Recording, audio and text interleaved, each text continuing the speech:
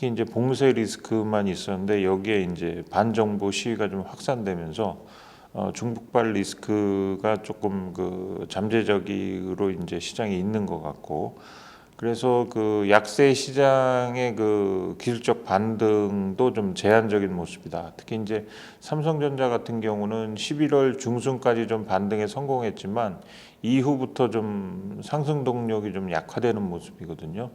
그렇게 본다면 이제 지수 상승은 좀 제한적이고, 다만 이제 연말까지는 개별 종목 중심의 이제 그 수익률 게임이 좀 전개될 가능성이 좀 상당히 높다. 그래서 연말까지는 중소형주 위주의 그 시장이 전개될 것을 좀 판단을 해볼 수가 있겠고요. 그렇다면 이제 내년 특히 이제 1월 장은 어떨 것이냐? 한마디로 말씀드리면은 1월 효과는 좀 나타나지 않을 가능성이 좀 크다, 이렇게 말씀을 드릴 수 있을 것 같습니다. 특히 이제 내년도 같은 경우는 누구나 다 인지하다시피 그 경기 침체가 이제 본격적으로 이제 시작될 것이고, 내년 초부터 아마 그 경제 지표라든지 여러 가지 그 지표들이 줄줄이 지금 안 좋게 나올 것이 예상이 되고 있기 때문에 이런 것들이 이제 그 주식 시장에도 바로바로 반영되다 보면 1월 효과는 올해 좀 기대하기가 어려운 게 아니냐. 그리고 이제 시장 전체적으로 봤을 때도 내년 그 상반기까지는 시장이 좀 안 좋은 흐름이 좀 이어질 수 있겠다. 다만 이제 하반기 정도에는 경기 저점을 확인한 후에 좀 반등에 성공할 수 있을 것 같다. 그래서 전체적으로 자산 운용 관점에서 보신다면 내년 상반기까지는 국채 위주의 어떤 채권 쪽에 투자하시는 것이 좋을 것 같고, 하반기 이후에는 이제 그 주식 투자하시는 게 좀 좋을 것 같고요. 그래서 내년도 시장도 올해처럼 상당히 좀 어려운 국면이다, 이렇게 말씀을 드릴 수가 있겠고요. 또 과거처럼 이제 특정한 섹터가 움직이는 그런 시장보다는 뒤에 이제 2차 전지 관련해서도 말씀을 드리겠지만 그 섹터 안에서도 종목이 이제 선별적으로 움직이는 시장이기 때문에 투자자들 입장에서는 더 어려운 시장이 될 것이다, 이렇게 말씀을 드릴 수 있겠습니다.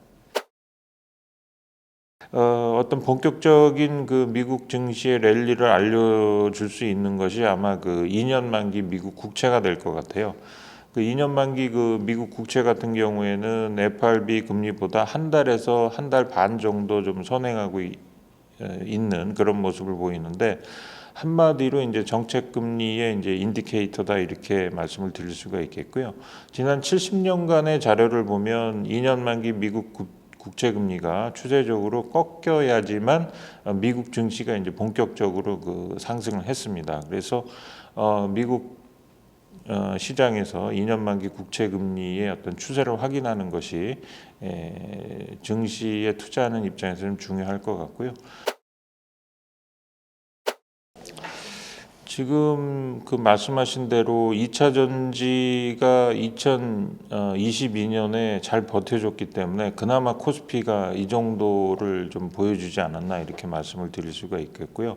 한마디로 말씀드리면 2023년에도 2차 전지는 좀 긍정적인 흐름을 보일 것으로 판단이 됩니다. 제가 이제 2차 전지가 2023년에도 경기 침체 국면임에도 불구하고 여전히 좋다, 이렇게 말씀을 드린 이유는 첫째로 이제 설명드릴 수 있는 게 이제 침투율인데요.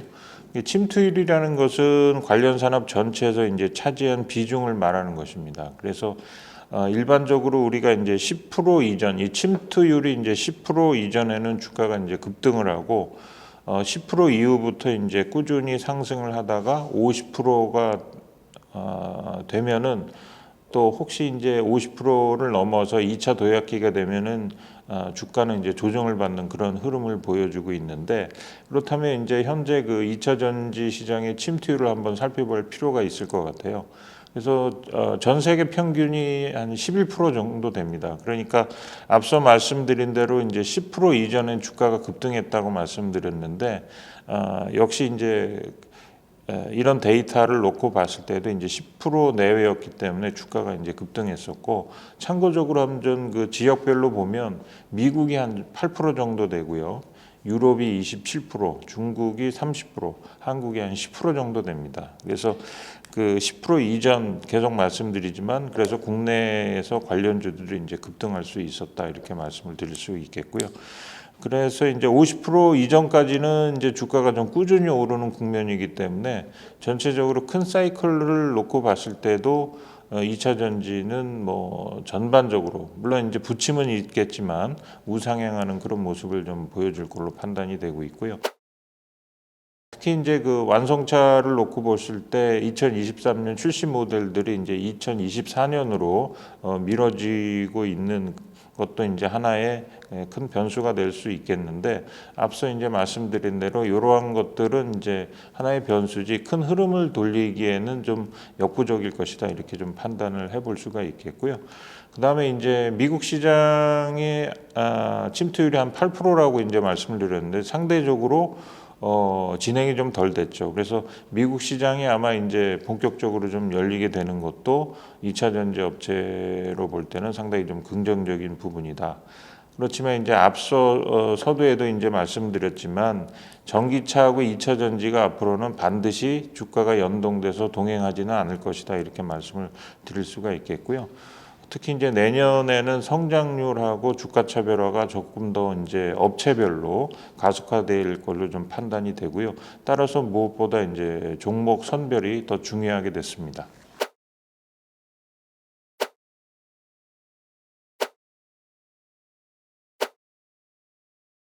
그 올해 3월하고 7월에 이제 이중 바닥을 형성을 했기 때문에 뭐 이때 이제 지수는 뭐 의미 있는 저점들을 이제 형성한 거로 볼 수가 있겠고요. 이후에 보면은 이제 상승각이 한 상승 추세대라고 우리가 볼 수가 있는데 처음에는 뭐 한 30도 정도로 완만하게 이제 가다가 올 하반기 오면서 이제 상승각이 상당히 좀 가파라지는 그런 모습을 보였습니다. 그래서 이제 이 상승각이 가파랐기 때문에 최근에는 좀 상승세가 좀 꺾이면서 좀 호흡 조절 국면을 좀 보여주고 있고요. 그렇지만 여전히 이제 21선을 중심으로 한 상승 흐름은 유효하다 이렇게 말씀을 좀 드릴 수가 있겠고요. 그래서 전체적으로 보면 이게 이제 하나의 그 원형 바닥처럼도 볼 수 있고 그래서 전형적인 이제 그 반등 차트의 모습을 이제 시연을 했던 것이고요. 다만 이제 단기적으로 좀 상승각이 좀 가파르게 진행이 됐기 때문에 호흡 조절을 보이고 있는데 이후에도 여전히 좀 상승 추세대에 놓여 있기 때문에 상승세는 조금 더 이어지지 않겠나 이렇게 판단을 해볼 수가 있겠습니다. 그래서 1차 지지선은 올해 이제 9월에 고점하고 60일선이 지나가고 있는 51만 6천 원에서 한 51만 8천 원 선이 될 것 같고요. 그 다음에 이제 상승 추세대로 판단해 보면 여전히 이제 앞서 말씀드린 대로 상승 추세대는 유효하다고 말씀을 드렸었는데 주요 저항선은 한 66만 원 정도가 될 것으로 판단을 해볼 수가 있겠습니다. 네, 지금 뭐 추세대 하단이 그 정도 됐으니까요. 네, 전체적으로는 뭐 매수할 만한 가격권이다 이렇게 말씀드릴 수 있겠습니다.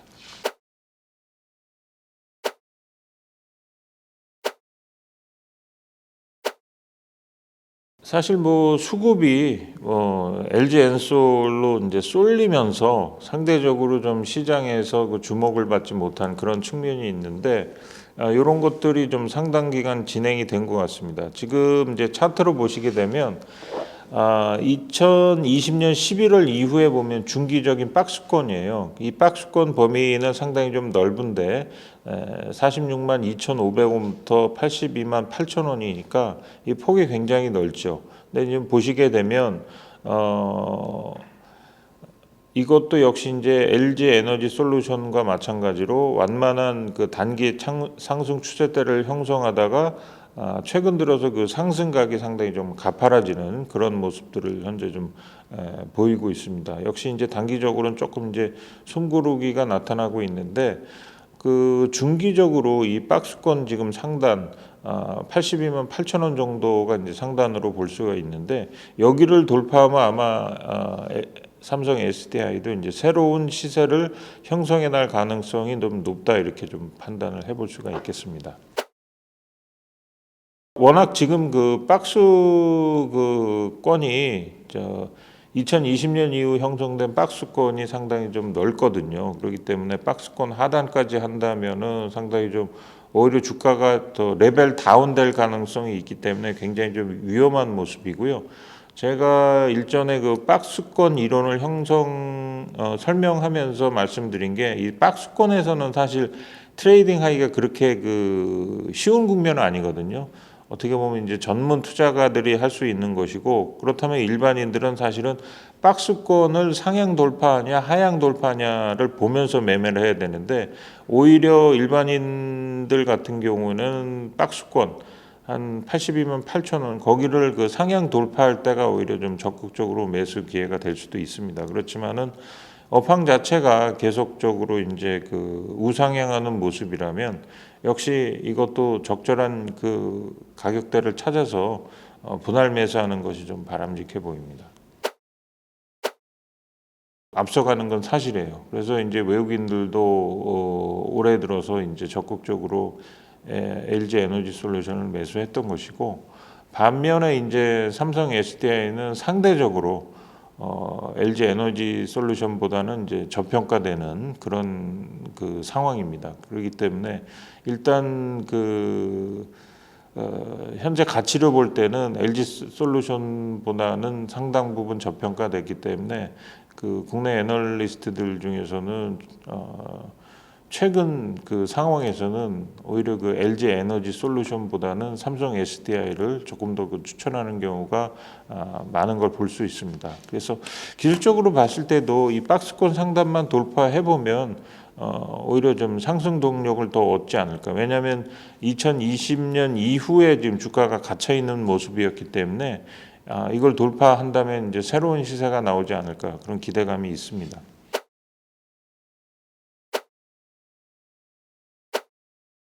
지금 그 펀드멘탈에 대해서 잠깐 그 말씀을 드리면, 올해 이제 그 공장 증설이 이어지면서 동사의 이제 캐파 자체가 늘어나면서 이제 기대감도 커지고, 그런 것도 일부분은 이제 주가에 좀 선 반영되면서 주가가 굉장히 그 올해 그 뜨거운 모습을 보여줬는데, 차트상으로 봤을 때도 뭐 굉장히 그 좋은 모습입니다. 특히 이제 월간 차트를 보면 장기적인 흐름을 볼 수가 있는데, 2년간 갇혀 있던 박스권을 올해 이제 그 상향 돌파하는 모습인데, 이게 이제 강력한 시그널이라고 이제 볼 수가 있죠. 박스권 상단을 돌파했던 것이. 그다음에 이제 장기적으로 봤을 때도 상승 N자형의 그 모습을 보였고요. 특히 이제 이 박스권을 돌파할 때 그 신뢰를 줬던 것이 그 바닥권에서 이제 이중 바닥을 형성하면서 그 강한 그 에너지를 보여줬기 때문에 추가적인 상승에 대한 좀 기대감도 높은 상황이다, 이렇게 말씀을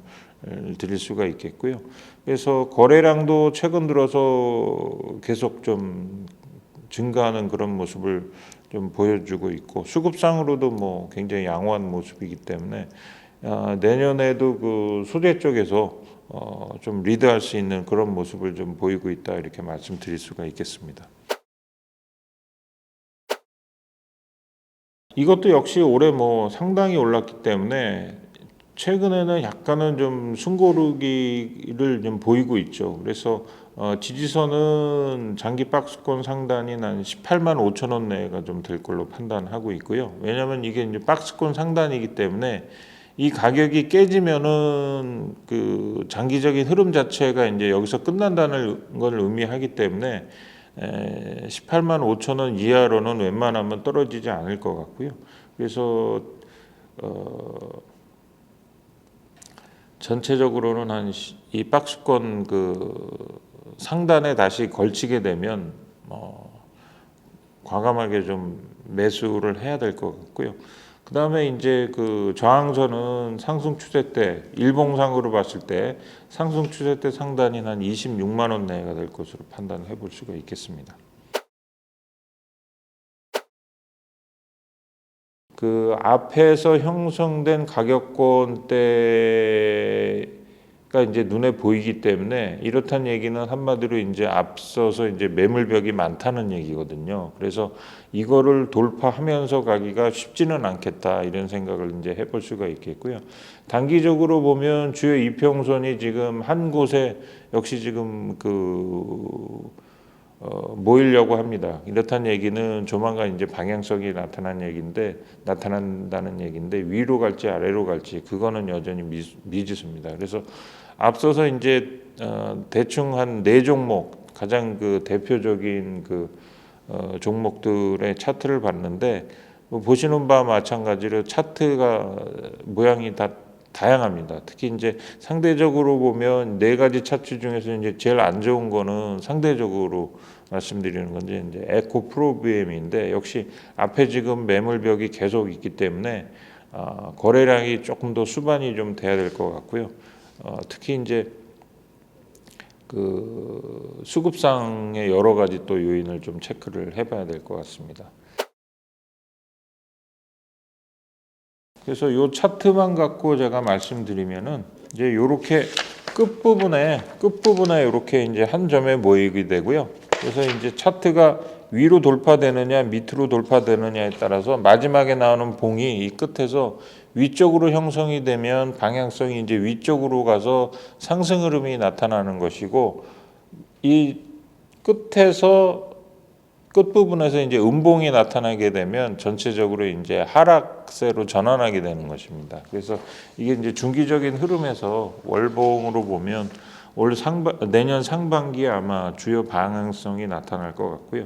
현재로서는 물론 이제 2차 전지 뭐 소재 관련주가 이제 동반 상승을 한다면 동사도 수급도 굉장히 좋아지겠지만 현재로서는 이 앞에 쌓아놓은 매물벽이 상당히 많기 때문에 앞서 같이 살펴보신 그 포스코 케미칼 같이 이제 포스코 케미칼 같은 경우는 이제 신고가가 나오기 때문에 앞에 매물이 없거든요. 그런 거보다는 좀 상승 탄력이 좀 둔화될 수 있다 이렇게 판단을 해볼 수가 있겠습니다. 만약에 하게 되면 월가의 투자 경험 중에서 이제 신고가는 사라 그러거든요. 그래서 일반인들은 이제 신고가에 대한 부담이 있을 것 같은데 포스코 케미칼 같은 경우 상당히 좀 좋아 보이고요. 그다음에 삼성 SDI 같은 경우도 박스권 상단 돌파하면 신고가가 나오는 거기 때문에 SDI나 오히려 포스코 케미칼 같은 쪽이 그 저점을 이용한 매수를 하는 게 더 바람직해 보입니다.